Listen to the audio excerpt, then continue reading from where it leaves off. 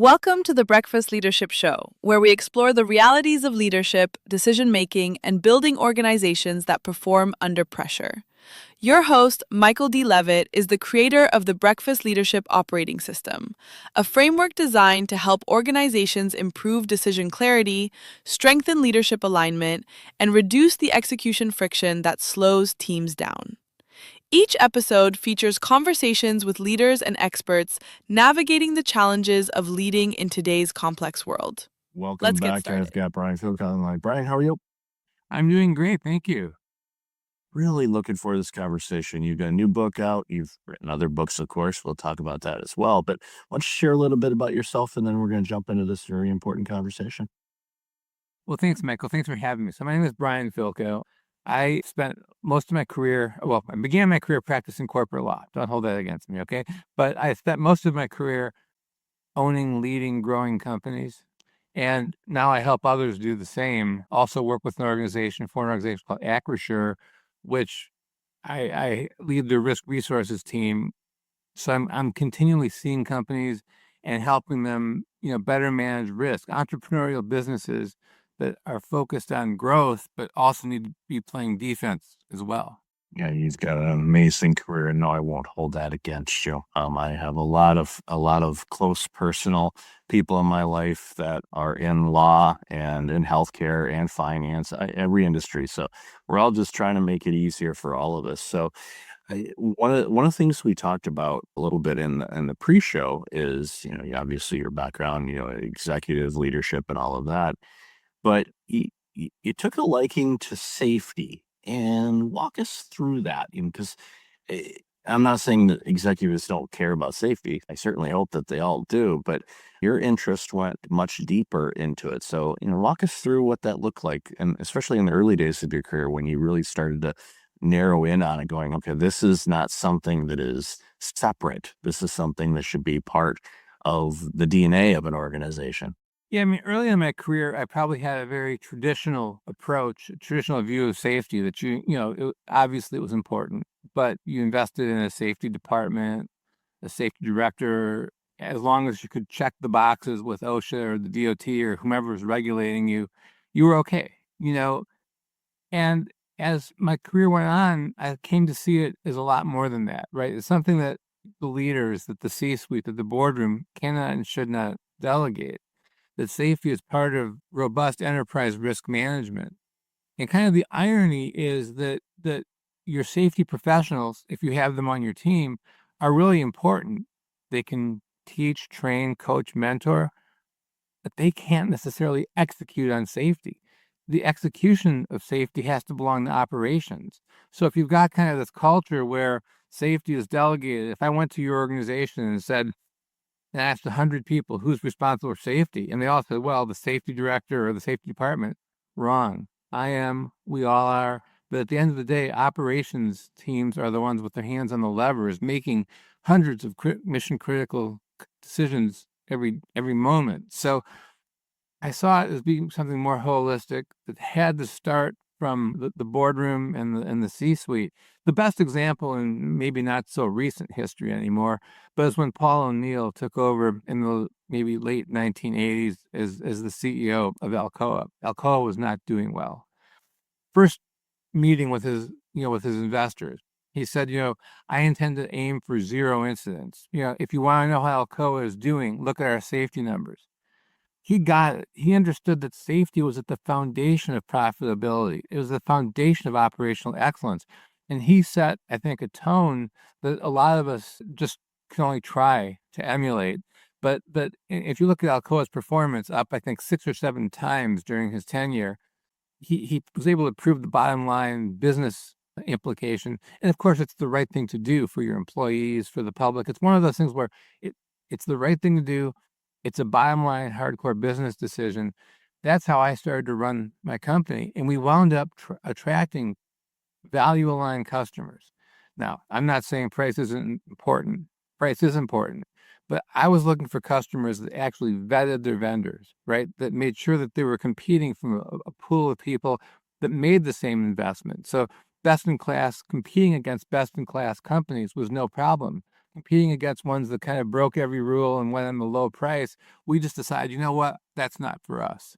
The way I look at it is, okay, if this organization cares so much about quality and safety, that means they're paying attention to the details. If they're doing that for safety and making sure that their employees are safe, in all likelihood, they're going to do the same thing about every product and service that they create, which means they're going to do the right thing. And organizations like to be aligned with companies that do that. And that's when you see those organizations that take care of those little details. They're the ones that tend to withstand economic challenges, wars, tariffs, you name it, whatever it is. Those organizations, they're doing things the right way, across the board, not just, yeah, we do this and we source, eco products or whatever they happen to be doing.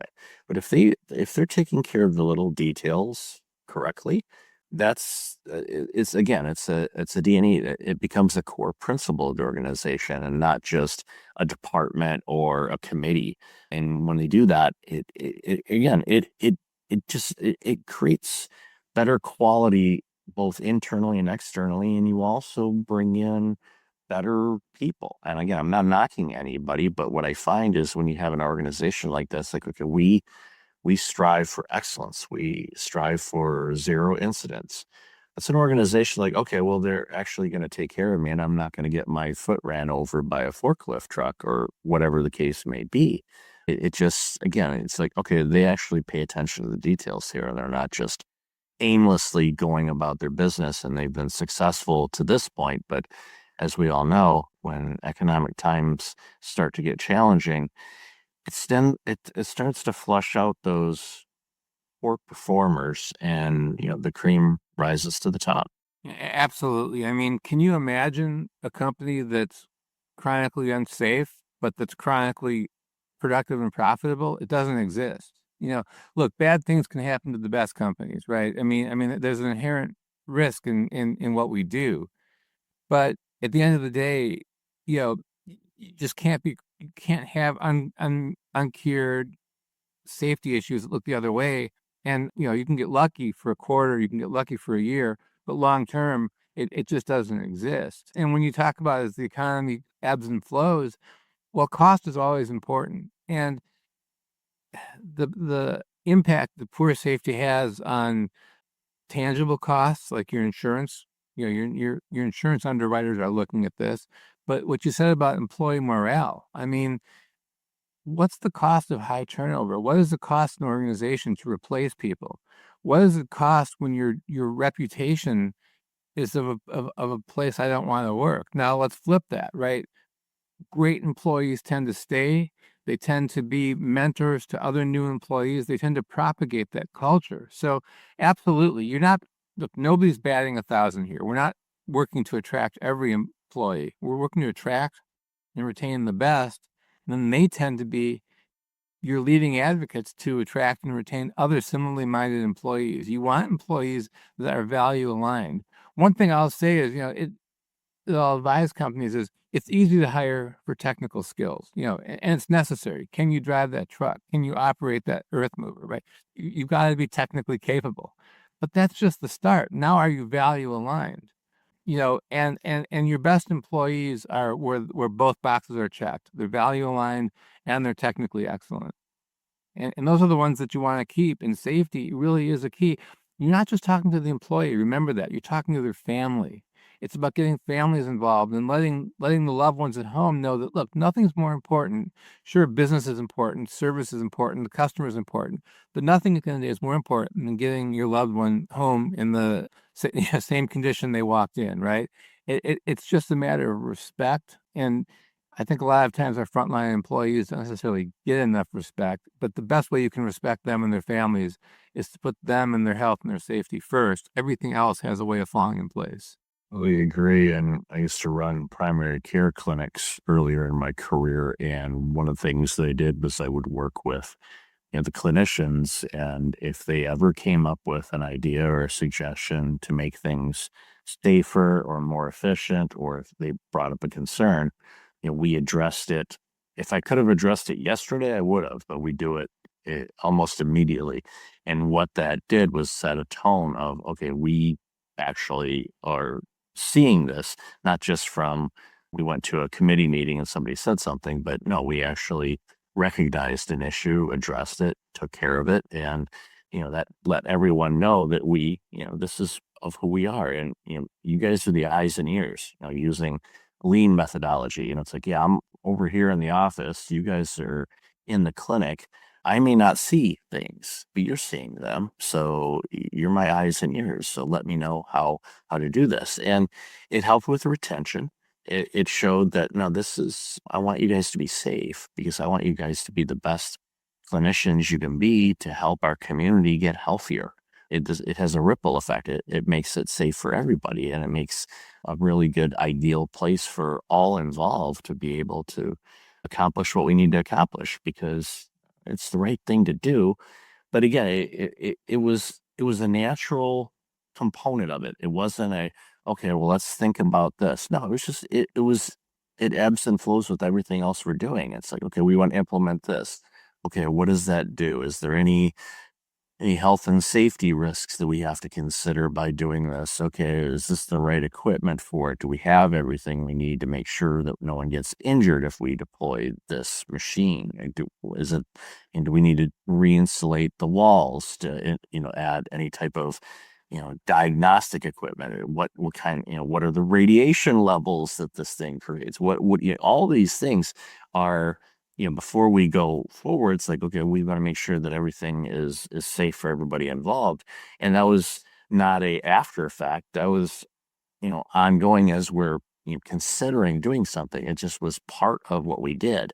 And it made a big difference. And, it did prevent us from doing some things that they wanted to do just because we couldn't, re-insulate walls, for example, to add something, even though we really wanted to do it. The community would have benefited from it, but we didn't have the funding to be able to implement all the safety mechanisms. So it's like, well, yeah, it's great to have, but I don't want to harm people by adding that. I'd rather than be inconvenienced, but go to a place that's safe for everybody involved than to just throw something out there and do it and have it, come back and haunt us, years later. That's a classic challenge that every business has, and it's a real challenge, which is balancing safety and production pressure, right? You want to grow. Look, growth is good. You want to expand. You want to serve your customers, in your case, the community. And so that's important as an entrepreneur. I would never minimize that because growth is critical. But if you're not doing it the way you suggested, it's kind of like you're building a roof, but you haven't laid the foundation. It doesn't really work. So you're right. Safety has to kind of come in. And once you get serious about mitigating the risks and managing the risks, well, then you're able to throw the ball that much further down the field because you've got your defense in place. Your defense is working. And your defense, as you were saying, was driven by the voice of your frontline experts.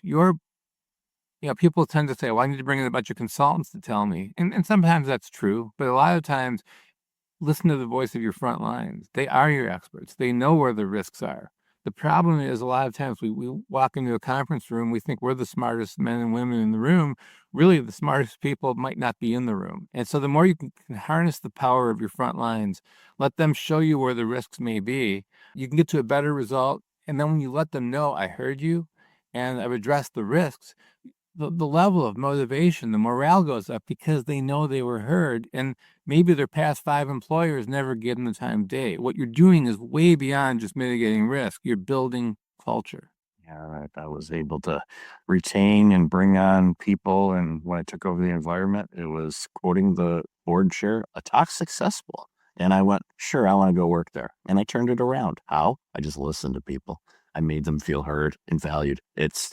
I see it's easy to do because it's easy for me to do that. I know for many others and leaders, maybe not as much, but it is definitely much like any skill. It can be learned, and it's easy to do. But as the late Jim Rohn likes to say, it's easy not to. And unfortunately, too many leaders don't. So I'd be remiss to not talk about the new book. I know we've kind of probably been talking a bit about it, throughout this conversation, but let's jump into the book. It's, obviously it's focused on safety, of course, but what's some highlights from the book that you'd like to share today?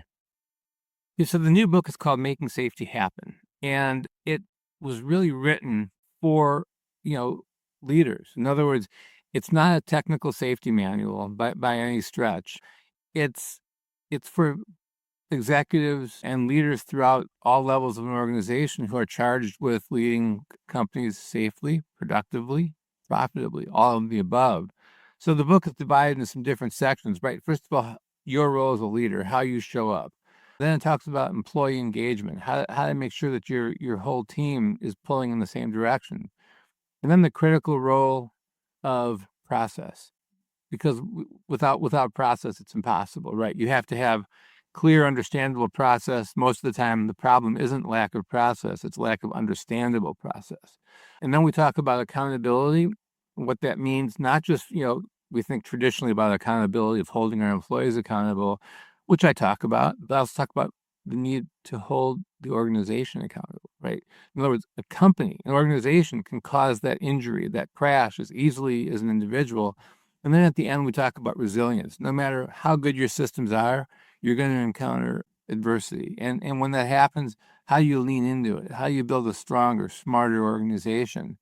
And the thing about the book is it's written in a safety and risk management context, but the leadership principles in it really apply to all aspects of the business. I just wanted to focus on this a little more specifically. And the other key of the book is it's all full of actionable ideas. I'm not big on theory. I'm not big on, abstract ideas unless I can take those ideas and make them tangible. So the idea is you can read the book cover to cover. That's great. But otherwise, you just go to the chapters that you think apply to you most. You can read it not sequentially. And there's always going to be a checklist at the end, a to-do list at the end, ideas to take, concepts to take the ideas and turn them into action items. Then you take those items and you make them your own. It's not one size fits all, but this book is to get you started. I love that way of writing and books that are that way because, again, it's like going to a conference in a way. You write down notes, and usually they're, hopefully, for me anyway, action items, things I want to implement or consider when I get back to the office.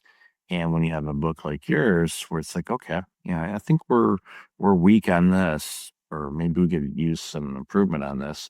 Here's some action items to get motion. It's easier to adjust if you're moving than if you're not doing anything. And a lot of organizations say, yeah, we need to improve our safety here. And it's like a blanket statement, and there's no meat behind it because they really haven't looked at it, where and your book is basically a template of how to do that. And yes, I agree. It's definitely you can pick it up and say, okay, there's the chapter that really benefits where we're at right now. But I do encourage people to read the entire book on it, because there may be some areas we have blind spots as leaders that we didn't think was an issue, and we mention it to somebody and they go, oh yeah, we've been dealing with that for 3 years.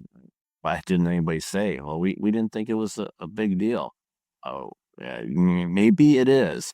And because again, with safety, going back to what we've talked about before, it's the DNA thing. And I think once you start doing this and making it not a checklist kind of thing, but more just on how you operate, and you mentioned something I want to pick your brain on too, is with systems and organizations and process or standard operating procedures, I find a lot of organizations think they have them, and they might, but they're not operating from them. They've kind of left them off to the side, and they're just kind of reforming it maybe. And organizations that are doing that, that's not good long term, and it definitely opens up the door for all kinds of different problems, not just safety problems, but legal issues or compliance issues, or you name it. Because pretty much every industry now has compliance requirements, not just from a manufacturing or health type of thing, just accounting practices and law. Well, of course, law offices do, but everybody under the sun has things that they need to follow. And I find that many organizations think they've got it done, but they don't. So, let's dive in a little bit more while we have some time on what you're seeing with, people that they think they have processes, but they're not well documented. They're just kind of all over the map. Yeah, let me hit a couple things there. I mean, you raised some fantastic points. First of all, let's just start with compliance. Okay, every company needs to comply because those are the rules. It's important to stay in business. But let's be real clear that the regulations most of the time spell the bare minimum. Just because you're compliant does not mean you're safe. Safety is a whole different thing. A story that I'll tell goes back probably 12, 13 years now. You had a terrible crash where a truck literally rolled right over a limousine that carried Tracy Morgan and his passengers. It was very well publicized. And I'll use that example because the truck driver was legally compliant with his hours of service, right? So we can check that box. Except he drove for 28 hours nonstop in his personal vehicle from Atlanta to Delaware to report to work. He was dead tired. So the law says, could he drive? Safety says, should he drive? And I think that's a great example of the difference between safety, which is, fatigue and its systems and process, and checking a box, do you have legal hours or not? And that example to me, I think, is relatable because many of us still remember that incident. I once heard somebody say, what would you do if your CFO came in and said, hey, last quarter we did not go bankrupt, so everything is okay? We'd probably hopefully go find a new CFO. But yet we tend to manage safety the same way. Well, we didn't have any incidents last quarter, so everything's okay. No, you can't take an outcome-based approach. Safety is not about the absence of incidents. It's about the presence of systems and processes. Now, if you've got the systems and processes in place and your incident count is low or you don't have any, that's great. But until I know that there are systems and processes in place, I don't look at the outcome. I would more ask, are we good or are we lucky? And I think that's really what it hits on what you were talking about, that in a company that's focused on safety, there has to be the right amount of training. There have to be understandable processes. In my former logistics company, we have the typical process manual that, you give to people 600 pages, nobody reads. You have to think about your processes in your workforce. If my workforce reads typically at a 6th, 7th, 8th grade level, and my process manual is written at a collegiate level, I don't have process. I've got words on paper. It's meaningless. Your processes have to be understandable, reasonably understandable by the audience for whom they're intended. We had our professional truck drivers write our process manual. We called it the Jetco way. That was a major breakthrough because now we had processes that we knew people could understand, and it was best practices by our very own subject matter experts.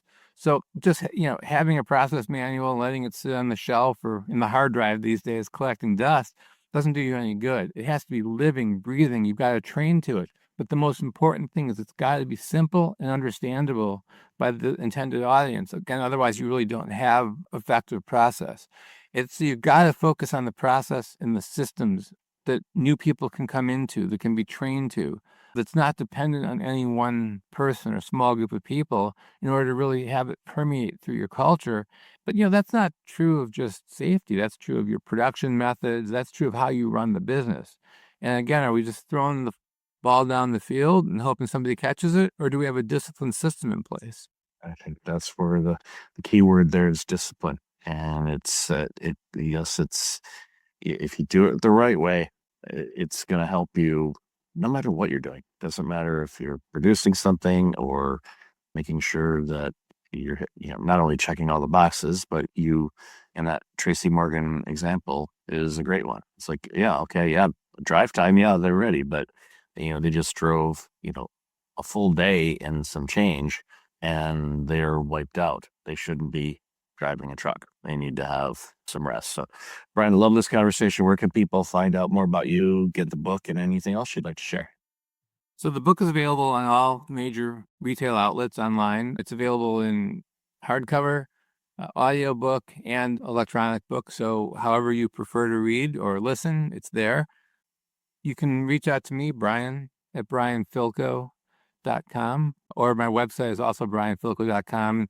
I love to continue the conversation. It's a fun conversation. Glad to answer any questions that your listeners may have. I think it's a critical conversation in this day and age. And again, it's all about building stronger, smarter, and ultimately more profitable businesses.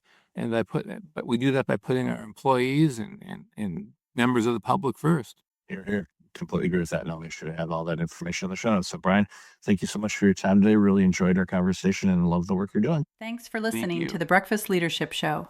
If today's conversation resonated with you, we invite you to explore the Breakfast Leadership Operating System, a structured approach that increases decision velocity, clarifies accountability, and stabilizes execution across leadership teams. Leaders can learn more and schedule an executive diagnostic by visiting breakfastleadership.com. Until next time, keep leading with clarity.